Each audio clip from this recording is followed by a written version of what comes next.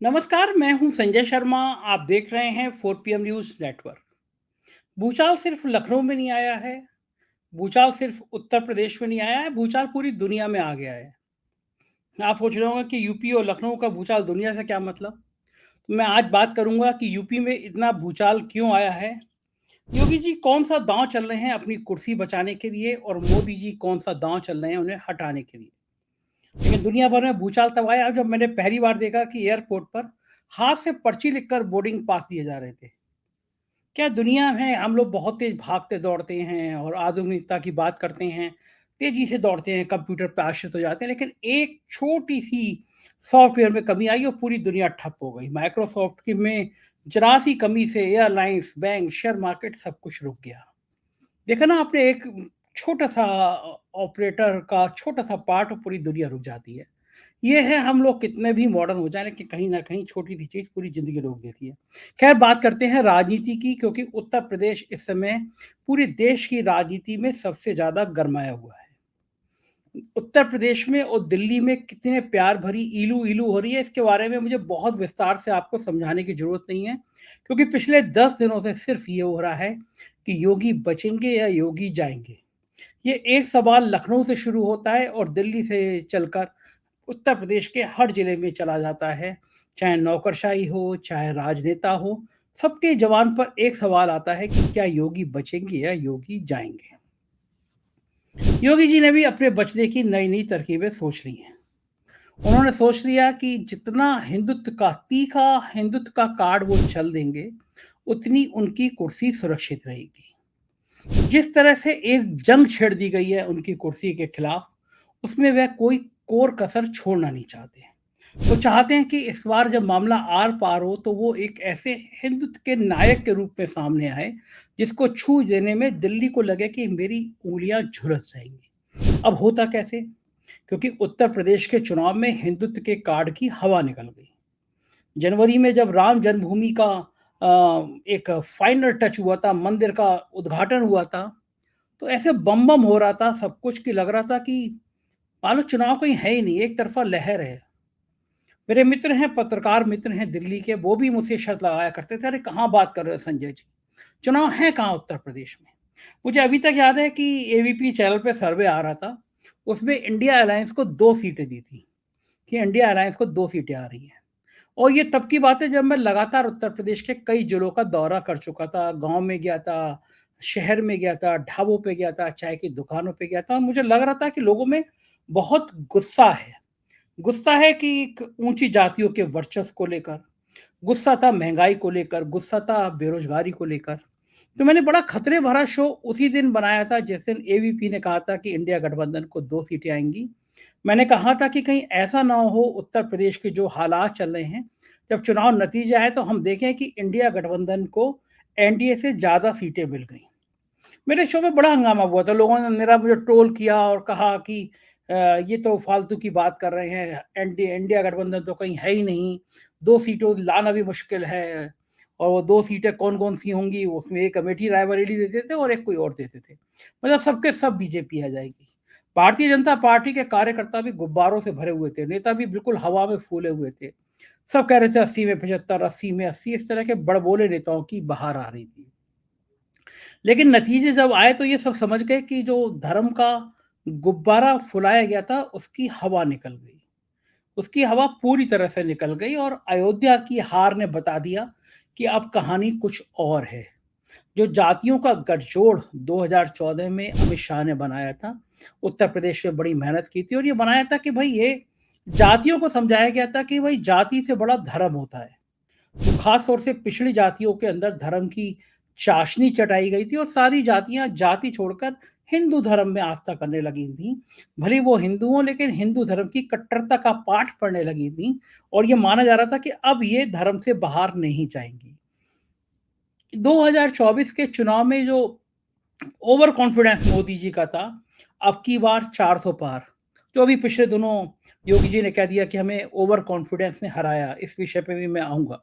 ये जो पाठ पढ़ाया गया था इन जातियों को, तो उस जातियों के भ्रम ने वो तोड़ दिया, उस पाठ को समझ में आ गया कि ये सिर्फ़ उनको मूर्ख बनाने की चाल थी।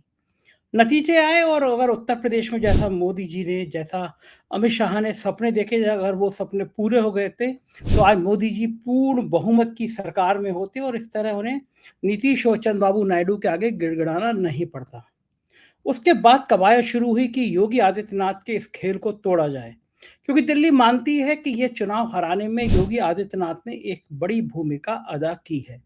भूमिका अदा की हो या ना की हो, ये अब भारतीय जनता पार्टी के अंदरूनी झगड़ों की बात है। अब आप ये कहेंगे कि झगड़े हैं भी या टीवी चैनल वाले चला रहे हैं, तो मैं कुछ बातें आपको बताना चाहता हूँ। प्रधानमंत्री कार्यालय में एक बहुत ताकतवर अफसर है, नाम है उनका हरेन जोशी। आपको याद होगा अरविंद केजरीवाल ने एक बार आरोप लगाया था कि हरेन जोशी जो प्रधानमंत्री कार्यालय में तैनात हैं, वो एक पर्ची लिखकर भेजते हैं और चैनल की हेडिंग बदल जाती है, हेडलाइंस बदल जाती हैं। बात भी सही है, मेरे कई मित्र टीवी चैनलों में काम करते हैं, उन्होंने मुझे बताया है कि हरेन जोशी जी तय कर देते हैं कि कौन से चैनल में क्या खबर जाएगी। तो आप देखते हैं जो गोदी मीडिया का हाल है, चाहे आज तक हो, चाहे इंडिया टीवी हो, चाहे एबीपी हो, इन चैनलों पर सरकार के खिलाफ, मोदी जी के खिलाफ आप एक खबर नहीं देखेंगे। होना नहीं चाहिए था। इन चैनलों पे बहस नहीं होनी चाहिए थी कि वो व्यक्ति जो 400 पार का नारा दे रहा था, जो कह रहा था अब की बार 400 पार, और वो पूरा बहुमत नहीं पा पाया, तो इसके पीछे कारण क्या है? आपको नहीं लगता कि टीवी चैनलों पर मोदी जी का चेहरा होना चाहिए और ये पूछना चाहिए कि ये अति आत्मविश्वास आखिर पार्टी को कहाँ तक ले डूबेगा? आपको नहीं लगता क्या इन चैनलों पे बहस होनी चाहिए कि मोदी जी के चेहरे के बाद पार्टी की ये गति क्यों हो गई?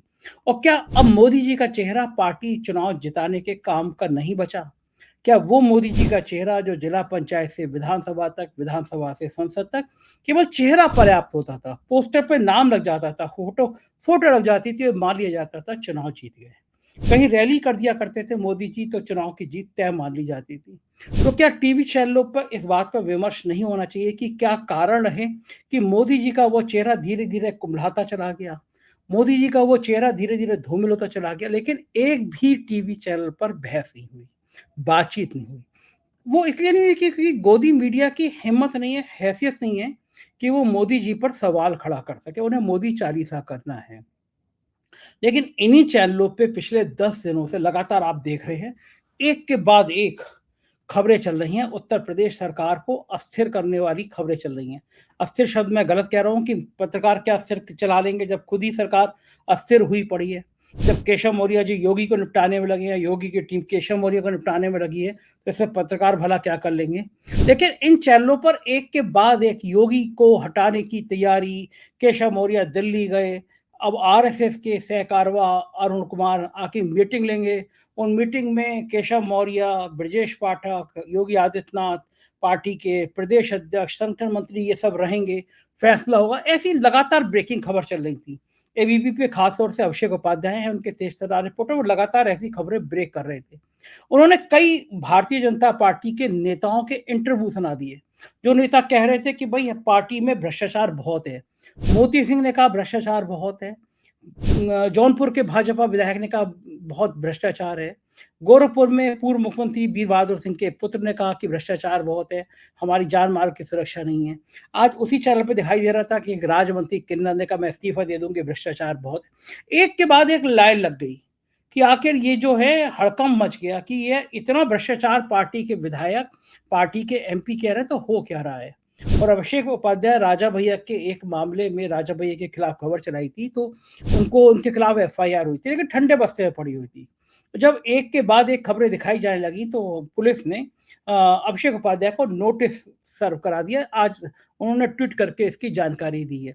तो लोग कह रहे हैं कि लगातार खबरें दिखाई जा रही हैं, तो पुलिस को याद आया कि एक एफआईआर भी पड़ी है, चलो उस पे कार्रवाई कर लेते हैं। लेकिन बड़ा सवाल कि क्या एबीपी चैनल की इतनी हिम्मत थी, इतनी हैसियत थी कि वो अपने दम पे इतने दिन खबरें दिखा देता? क्या बाकी चैनल जो योगी बनाम केशव मौर्य या योगी को हटाने, योगी को तैनात करने की खबरें दिखा रहे हैं, उनकी इतनी हैसियत थी कि वो लगातार दिल्ली और यूपी की लड़ाई दिखा देते? मेरा दावा है कि ये हैसियत उनकी कभी नहीं थी, कभी नहीं होगी जब तक मोदी जी हैं। तो क्या ये मान लिया जाए कि दिल्ली के इशारे पर ऐसी खबरें चलाई जा रही हैं टीवी चैनलों पर? क्या दिल्ली चाहता है कि इस लड़ाई का एक और मुकाम दिया जाए? क्योंकि जब टीवी चैनलों पर खबरें चलेंगी, जब पार्टी के विधायक, पार्टी के मंत्री खुलेआम आके कहेंगे कि भ्रष्टाचार, भ्रष्टाचार, भ्रष्टाचार, तो माहौल बनेगा। और ऐसे ही माहौल योगी सरकार पार्ट 1 में बना था, जब पार्टी के 100-150 विधायक धरने पे बैठ गए थे अपनी ही सरकार के खिलाफ। ये शायद देश में कभी नहीं हुआ होगा कि कोई अपने ही चुने हुए मुख्यमंत्री के खिलाफ 100-150 विधायक सदन में धरने पर बैठ जाएँ। मेरी जानकारी के मुताबिक उत्तर प्रदेश में ऐसा ही माहौल पैदा किया जा रहा है। दिल्ली जानती है कि योगी आदित्यनाथ को सीधे हटा देना, जैसे गुजरात का मुख्यमंत्री उन्होंने हटा दिए, जैसे मध्य प्रदेश में चुनाव के बाद हटा दिए गए, जैसे राजस्थान में हटा दिए गए, इस तरह के या हटा दिए गए या फिर अपने मन के पर्ची से मुख्यमंत्री निकाला जा रहा है। सोचिए आप, किसी भी टीवी चैनल में इतनी हैसियत नहीं थी कि वो इस तरह की खबरें चला पाए, जैसा मैं पहले बता रहा हूँ आपको। तो एबीपी ने इतनी मुहिम चलाई, तो एक के बाद एक इस तरह की चीज़ें सामने लाकर फिर वही प्लानिंग हो रही है कि जब ये लगातार खबरें चलेंगी तो और विधायक सामने आएँगे। फिर विधायकों के मंत्रियों के समूह से ये बातें आएँगी कि भई योगी आदित्यनाथ के राज में नौकरशाही हावी हो गई है, भ्रष्टाचार बहुत बढ़ गया है, इसलिए अब कुछ आर-पार होना चाहिए। मेरे सूत्र बता रहे हैं कि आर-पार का मतलब ये होगा कि पार्टी में बड़ी संख्या में विधायक फिर विद्रोह करेंगे और योगी आदित्यनाथ से कहा जाएगा कि आप इनको सँभालो। और ये बात सब जानते हैं कि योगी आदित्यनाथ इनको सँभाल नहीं पाएँगे। उन स्थिति में कहा जाएगा कि आप या तो सँभालिए या दिल्ली में मंत्री बनिए। सँभाल इसलिए नहीं पाएँगे क्योंकि यूपी के 1 दर्जन विधायक भी शायद मुख्यमंत्री से खुश नहीं होंगे। अजीब विडंबना है। जनता की निगाहों में योगी आदित्यनाथ की छवि बहुत बेहतर है। वो हिंदुत्व का बहुत बड़ा ब्रांड है। उनको अलग-अलग राज्यों में चुनाव प्रचार के लिए बुलाया जाता है। लोग मानते हैं कि वो मोदी से भी बड़े हिंदुत्व के चेहरे हो गए हैं। लेकिन पार्टी के विधायकों को वो रास नहीं आते, क्योंकि विधायकों का कोई काम इस सरकार में हो नहीं रहा है। इतना नौकरशाही में भ्रष्टाचार मैंने अपने जीवन में नहीं देखा, ये बात भी सही है। मुख्यमंत्री के दाएँ-बाएँ के अफ़सर, ख़ास तौर से एसपी गोयल और बाकी लोग बिल्कुल, बिल्कुल रिकॉर्ड तोड़ दिए हैं बदनामी का। अब एसपी गोयल साहब को लग रहा है कि वो गृह सचिव भल्ला के रिटायर होने के बाद भारत सरकार में गृह सचिव बन जाएँगे, उसकी जोड़-तोड़ में बिज़ी रहते हैं। लेकिन नौकरशाही चौपट हो गई है। इस चौपट होने का नतीजा ये है कि विधायक नाराज़ हैं, मंत्री नाराज़ हैं, कि पुलिस का इक़बाल ख़त्म हो गया है, पुलिस किसी की सुन ही नहीं रही है। थानों में लोग पैरों में मिट्टी का तेल डाल-डाल के आग लगा ले रहे हैं, सुसाइड कर ले रहे हैं, पुलिस हिरासत में मौतें हो जा रही हैं, ये अजीब अराजकता है। तो ये विद्रोह की तैयारी है। योगी आदित्यनाथ भी बच्चे नहीं हैं, उन्हें समझ आ रहा है कि उनको हटाने की तैयारी की जा रही है। तो आखिर में उन्होंने अपना एक ट्रम्प कार्ड चल दिया, हिंदुत्व का ट्रम्प कार्ड चल दिया और बड़ा फूहड़ ट्रम्प कार्ड चल दिया। फूहड़ मैं इसलिए कह रहा हूँ कि भले आपके राजनीति की परिभाषा में वो आपका हिट आइटम हो। आपने कह दिया कि काँवड़ यात्रा में जितनी जगह होंगी, जगह से निकलेंगे काँवड़िया, वहाँ के पहले आदेश ये था कि जितनी जगह से निकलेंगे उसके मालिक जो हैं रेस्टोरेंट के, ढाबों के, फलों के, उसके आगे अपने बाहर एक प्लेट लगाएँगे कि कर्मचारी का नाम क्या है, मालिक का नाम क्या है, ये बताएँगे।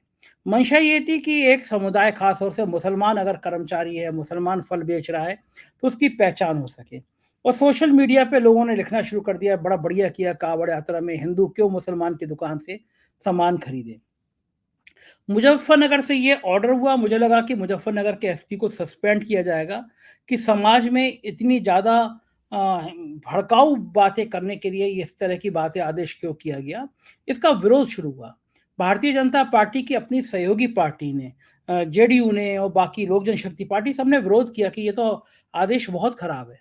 योगी आदित्यनाथ ने जब देखा कि ये विरोध हो रहा है तो उनकी बाँछें खिल गई, उनकी खुशी का ठिकाना नहीं रहा। वो चाहते यही थे कि उत्तर प्रदेश के चुनाव के बाद जो नतीजे आए हैं, जो हिंदू-मुसलमान का कार्ड खत्म हो गया था, वो कार्ड उन्हें दोबारा से एक सुलगता हुआ नज़र आया। ये लगा कि ये मुद्दा है, इस बहाने से फिर इस हिंदू-मुसलमान के कार्ड पे एक लंबा दाँव लगाया जा सकता है।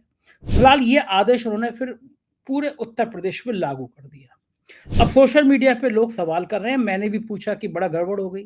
पेट्रोल पंप पे पेट्रोल डलवाने गया तो सलीम नाम के आदमी ने पेट्रोल डाल दिया। तो अब क्या किया जाए? कहा जाए कि भैया मेरी गाड़ी से पेट्रोल निकाल दो क्योंकि सलीम ने डाला है। फिर मैंने कहा एक सुझाव दिया, मैंने कहा एक काम और करना चाहिए। सारे लोग जो काँवड़ यात्रा में इन ठेलों पे जो नाम लगाने वाली मुहिम है इसका स्वागत कर रहे हैं, तो उनको एक कदम आगे बढ़ना चाहिए। उनको कहना चाहिए कि ये जो खाड़ी देशों से, मुस्लिम देशों से पेट्रोल, डीज़ल आ रहा है, ये हम अपनी गाड़ी में पड़वाएँगे नहीं। हम साइकिल पे चल लेंगे, हम रिक्शे पे चल लेंगे, हम बैलगाड़ी पे चल लेंगे, लेकिन अगर खाड़ी देश से कोई पेट्रोल डीजल मंगाएगा तो उसको हम अपनी गाड़ी में ही डालेंगे। कोई ट्रेन में, कोई हवाई जहाज में अगर खाड़ी देशों से आया हुआ तेल का इस्तेमाल करेगा, तो हम उस हवाई जहाज में नहीं बैठेंगे, उस रेलगाड़ी में नहीं बैठेंगे। और ये भी तय करना चाहिए, कोई नाई होगा ऐसा तो हम उससे अपनी दाढ़ी नहीं बनवाएँगे। पंचर वाले से पूछेंगे पहला, पंचर तो नहीं का तुम एक धर्म विशेष के हो, तो उससे हम पंचर नहीं जुड़वाएँगे। कोई राजमिस्त्री अपने घर में नहीं लाएँगे। कैसे बेवकूफ़ी भरे आदेश इस दौर में होते हैं। और मैंने कहा पॉलिटिकल पार्टियाँ तो बयानबाज़ी पे रहती हैं, जैसे कांग्रेस ने बयान दिया, अखिलेश यादव ने बयान दिया, संजय सिंह ने बयान दिया कि बहुत घृणित कानून है ये। भारतीय जनता पार्टी पिछड़ों, दलितों, मुसलमानों को इस तरह शोषित करने पे आ गई है। बात भी सही है, ठेला कौन लगाता है? क्या मुसलमान ही लगाते हैं ठेला? पिछड़े भी लगाते हैं, दलित भी लगाते हैं। तो अब ये कहिए कि दलित के नाम पे फिर दलित की जाति भी लिख दी जाएगी पहले, क्योंकि ऊँची जाति को पता नहीं समस्या आ जाए कि किसी नीची जाति से हाथ से वो लेंगे या नहीं लेंगे सामान। भरोसा नहीं है ना कि आप जिस मनुवाद को ले लाना चाहते हैं, उस मनुवाद में क्या-क्या चीज़ें हैं। पहले मुसलमान को निपटाएँगे, फिर दलित को निपटाएँगे, फिर पिछड़ों को निपटाएँगे। तो मनुवाद कहाँ पे जाकर रुकेगा, इसकी भी कोई सीमा नहीं है। लेकिन इसकी की पूरी आलोचना देश भर में हुई और मुझे लगता है योगी आदित्यनाथ यही चाहते हैं। योगी आदित्यनाथ चाहते हैं कि ये विरोध और बढ़े। जितना ये विरोध बढ़ेगा तो योगी आदित्यनाथ को जो चाहने वाला हिंदुत्व कार्ड है, जो 25, 30, 35% हिंदुत्व के नाम पर बीजेपी को वोट मिलते हैं, वो और उग्र होगा। और उग्र होगा तो जितना वो उग्र होगा उतनी योगी आदित्यनाथ की डिमांड बढ़ेगी। क्या दुर्भाग्य है देखिए, नेता को अपनी डिमांड बढ़ाने के लिए समाज में इस तरह के विभाजन की बातें करनी पड़ती हैं।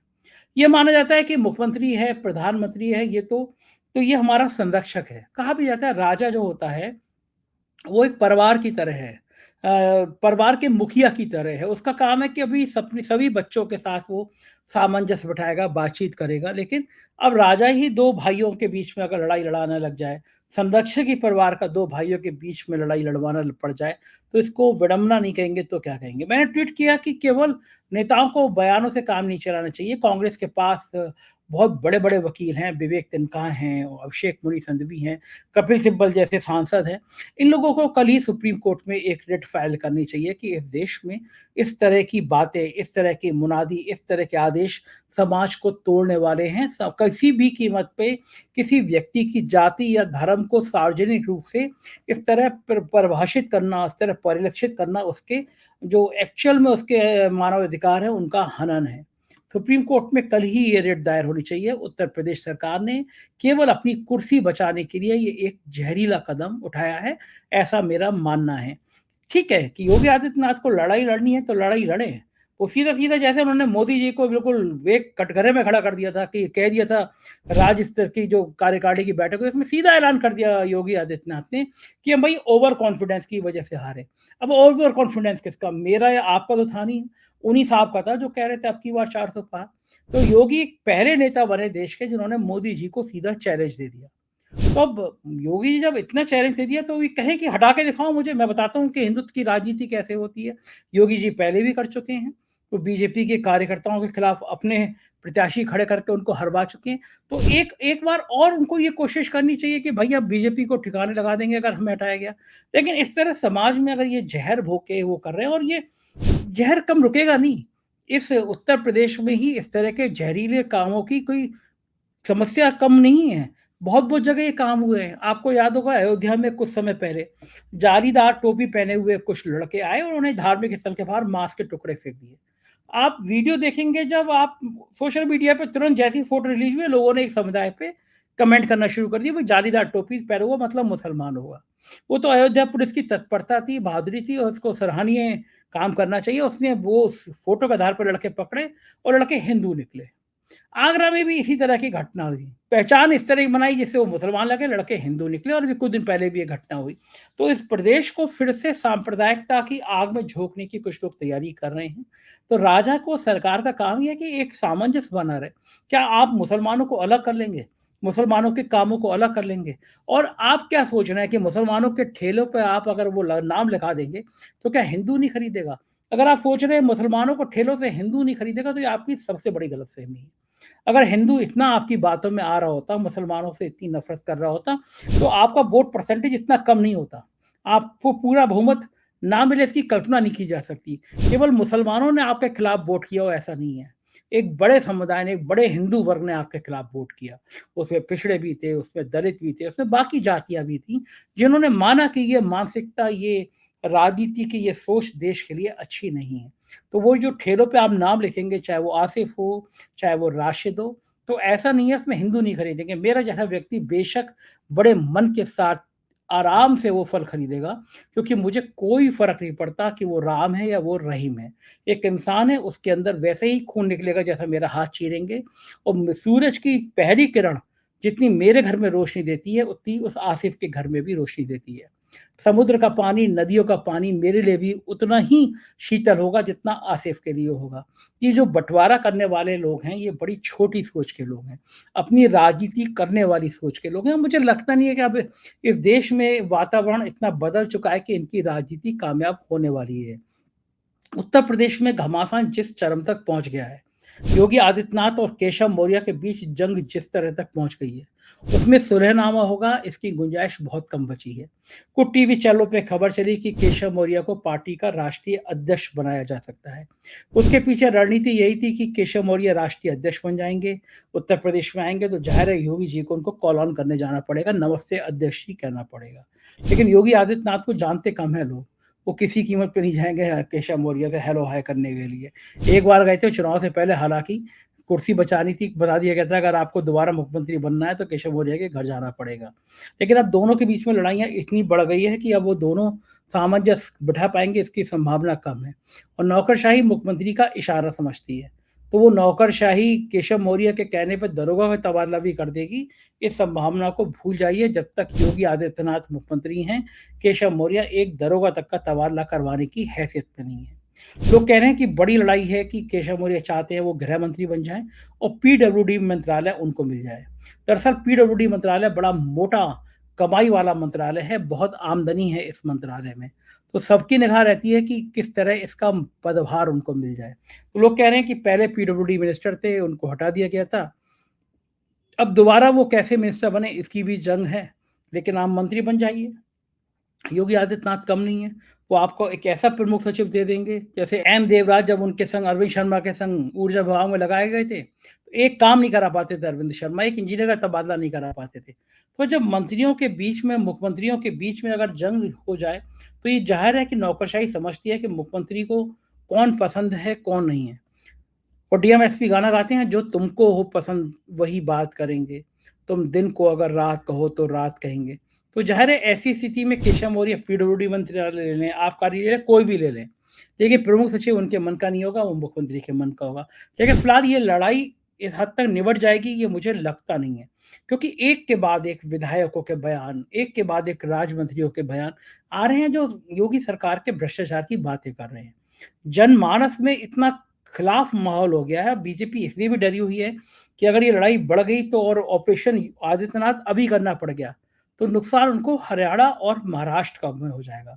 ये दोनों राज्यों में भाजपा की हालत बहुत पतली है, और किसी कीमत पे मोदी और शाह ये नहीं चाहते कि हरियाणा और महाराष्ट्र के चुनाव से पहले योगी आदित्यनाथ पर हाथ डाला जाए, क्योंकि वो ये भी जानते हैं कि अगर गलत हाथ पड़ गया, हरियाणा और महाराष्ट्र में इसका गलत संदेशा चला गया, तो मुसीबत बहुत बड़ी हो जाएगी।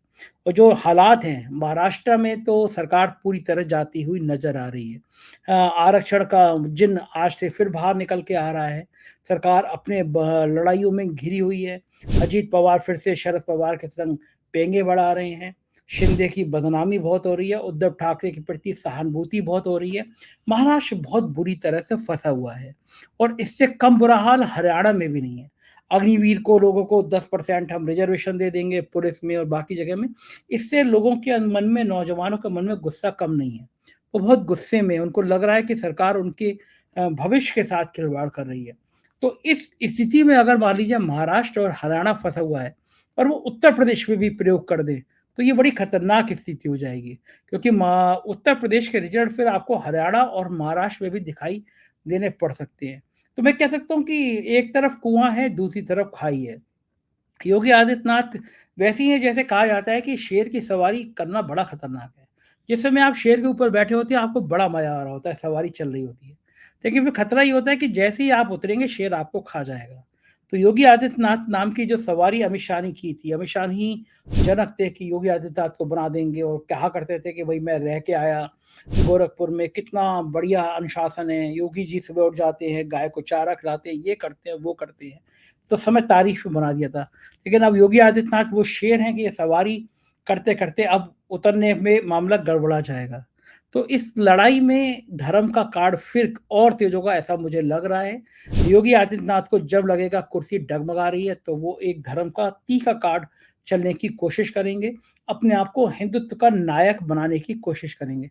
और ऐसा नहीं है कि मोदी जी को और शाह को समझ नहीं आ रहा होगा कि ये ठेलों पे नोटिस लगाने के पीछे गेम प्लान क्या है। गेम प्लान यही है, वो भी समझते हैं कि बड़ा हिंदू नेता कौन है और जितने दिन अब योगी आदित्यनाथ को दिए जाएँगे, योगी आदित्यनाथ ऐसी ही बैटिंग करेंगे और ये बैटिंग सीधे-सीधे मोदी के खिलाफ होगी। तो देखना ये है कि जंग में मोदी की जीत होगी या योगी जी की जीत होगी। मैं आपको अंदर की सब बातें बताता रहूँगा। आप देखते रहिए 4 पीएम। आपसे अनुरोध है चैनल को जॉइन कीजिएगा, सब्सक्राइब कीजिएगा, अपनी राय से अवगत रहिएगा। शुक्रिया, थैंक यू।